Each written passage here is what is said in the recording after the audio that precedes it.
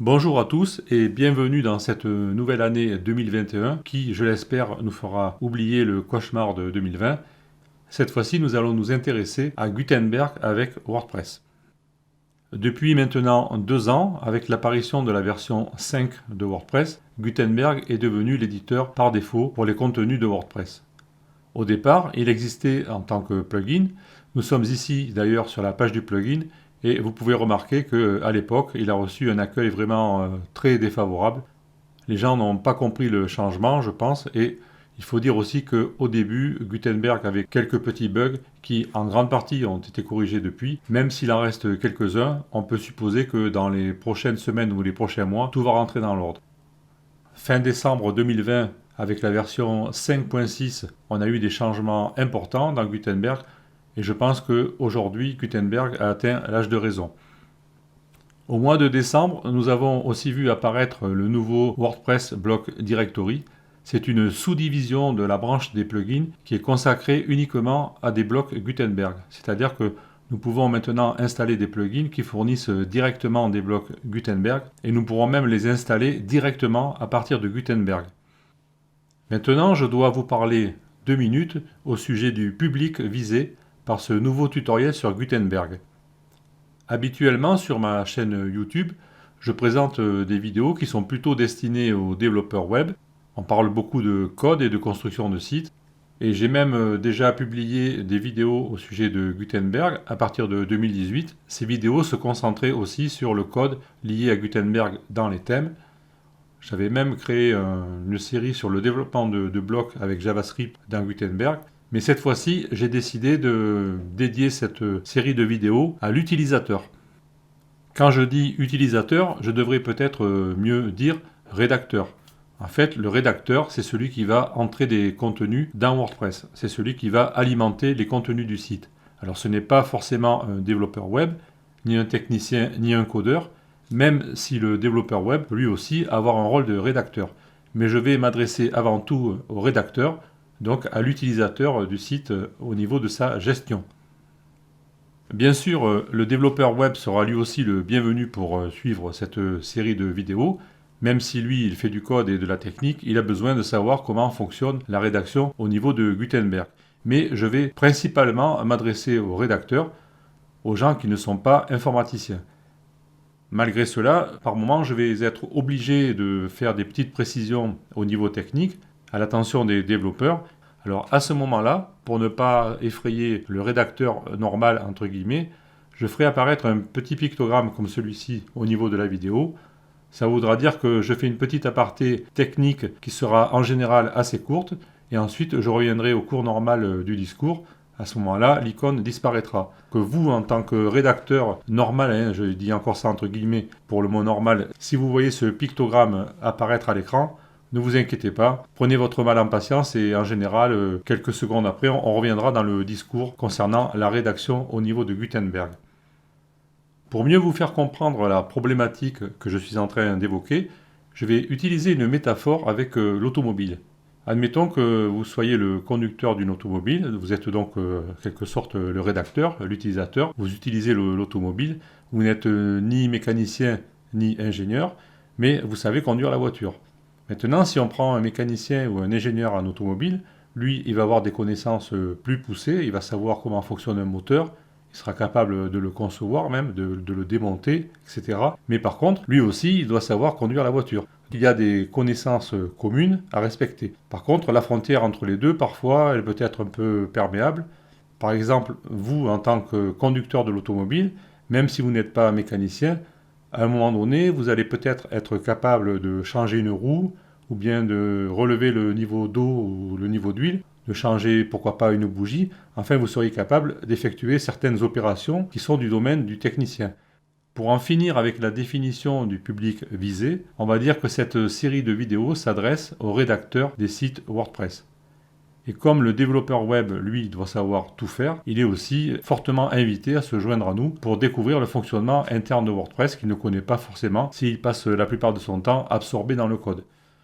On va parler maintenant de la façon dont va se dérouler cette formation, c'est-à-dire du plan. Alors cette fois-ci, j'ai gardé la série ouverte, c'est-à-dire que pour toutes les autres séries, d'habitude, je réalisais un certain nombre de vidéos et ensuite je les publiais. Par exemple, s'il y avait 15 vidéos, eh bien il y avait la vidéo 1 sur 15, 2 sur 15, 3 sur 15, etc. Cette fois-ci, j'ai réalisé dans un premier temps un certain nombre de vidéos. Il y en a une quinzaine actuellement, ça représente un peu plus de 3h30 pour l'instant, mais je les ai juste numérotées. C'est-à-dire qu'au fur et à mesure, je rajouterai des vidéos pour explorer des nouveaux blocs, parce que nous n'allons pas tous les explorer d'un coup, ça serait trop long et trop fastidieux et peut-être trop ennuyeux pour vous. Le principal, c'est de comprendre comment fonctionne Gutenberg et ensuite vous devriez être capable de découvrir les subtilités des blocs, mais nous en verrons une grande quantité, rassurez-vous. Je rajouterai des vidéos au fur et à mesure. Éventuellement, si des bugs sont corrigés ou des améliorations, je le notifierai dans des nouvelles vidéos. Je ne sais pas encore comment ça va se dérouler, mais pour l'instant, aujourd'hui, là, début janvier 2021, on a pour l'instant une quinzaine de vidéos à se mettre sous la dent, c'est pas mal, et donc ça va fonctionner comme ça. Dans la description de cette présente vidéo, vous trouverez la liste et le descriptif de tout ce que je publie à partir d'aujourd'hui, c'est-à-dire les 15 premières vidéos, avec le détail de leur contenu. Et ensuite, si je rajoute des vidéos, je ferai des mises à jour dans ce descriptif en mentionnant la date. Ainsi, si vous venez régulièrement consulter la chaîne, vous verrez ce qui a été rajouté. Et je pense aussi que si vous êtes abonné à la chaîne, vous devez voir des notifications arriver sur votre ordinateur ou votre téléphone ou votre tablette lorsque des nouvelles vidéos sont publiées. Tant que je parle de la chaîne, n'hésitez pas à vous abonner éventuellement. Et aussi, si vous avez des remarques ou des commentaires, n'hésitez pas à le faire. Je regarde tous les jours si des commentaires sont présents et cela m'est utile. Et aussi, ça me permet de savoir si tout le temps que je passe à faire ces vidéos, car ça prend vraiment beaucoup de temps, savoir si ça atteint le but, à savoir vous apporter des choses. Donc n'hésitez pas, si vous avez des remarques, vous pouvez faire des commentaires dans les vidéos. Sachez que tous les jours, je regarde et que je réponds en général à tout le monde. Maintenant, je vais vous montrer un aperçu très rapide de tout ce que nous allons explorer. En premier, nous allons nous intéresser à l'interface de Gutenberg et nous détaillerons toutes les zones, à savoir la barre supérieure ici en haut, le menu d'options accessible ici, la barre latérale avec ses onglets articles et blocs ici. On s'intéressera aussi à la barre d'état en bas qui peut nous permettre d'avoir des informations intéressantes sur le niveau de sélection de nos objets. Par exemple ici, j'ai sélectionné une image qui est dans un groupe, qui est dans le document. On pourra aussi avoir cette information à partir ici de l'explorateur de blocs qui s'appelle maintenant Contour, qui va nous donner des indications soit locales comme ici pour un groupe ou bien globales comme ici pour le document. Donc on va reparler de tout ça en détail. On va s'intéresser aussi au mode modifier et sélectionner. On verra leur différence, à quoi ils servent et comment basculer de l'un à l'autre. On va voir tout ça. Ensuite, on va commencer à entrer des éléments dans nos articles. Au début, nous ne travaillerons uniquement avec des paragraphes afin de se concentrer uniquement sur le fonctionnement de Gutenberg et pour ne pas être distrait par les caractéristiques des autres blocs.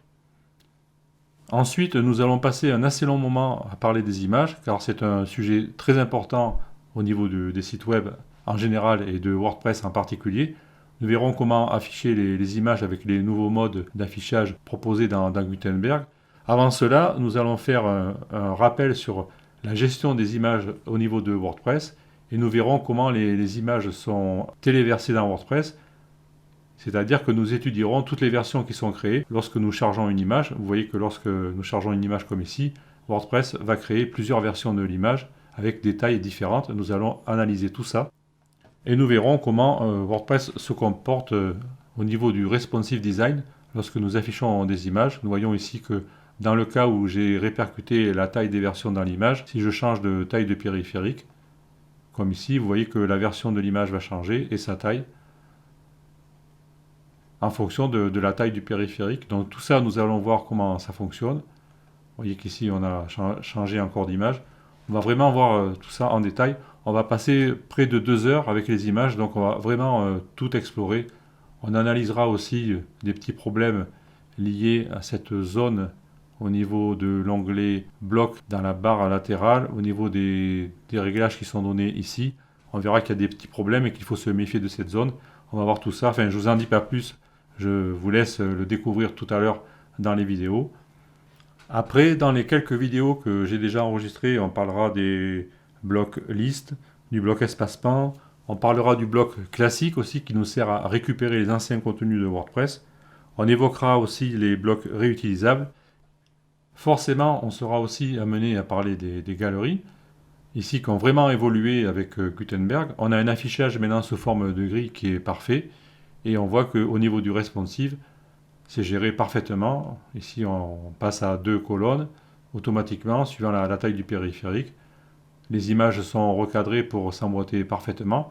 C'est vraiment très propre. Et nous, on installera une lightbox, c'est-à-dire que lorsque l'on clique sur une image, on fera apparaître un diaporama des images de la galerie. Donc ça, on reverra ça en détail. Là, je sors de la galerie.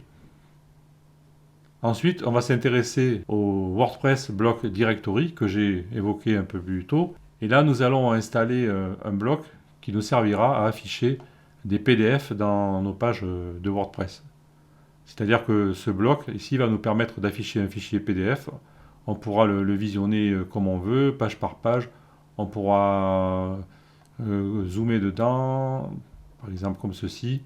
Avec la main, on pourra se balader dedans. Voilà, comme ceci. Enfin, c'est vraiment bien fait. Et même, on pourra passer en mode plein écran, comme ceci, et visionner notre fichier PDF avec page suivante, page précédente, etc. Donc ça, on va faire ça en 2 coups de cuillère à peau, en 3 clics, en installant un plugin à partir du WordPress Block Directory qui nous fournira ce bloc qui permet d'intégrer des fichiers PDF dans nos pages de WordPress. Et tout ça avec 2 clics. Nous allons en rester là pour le moment, sinon la présentation va durer 3 heures. J'espère que je vous ai donné envie de suivre cette série de vidéos. Et rappelez-vous que la série est destinée à un public non technicien, mais que les techniciens sont bien sûr invités à la suivre avec plaisir. Je vous donne donc rendez-vous dans la prochaine vidéo pour commencer l'aventure.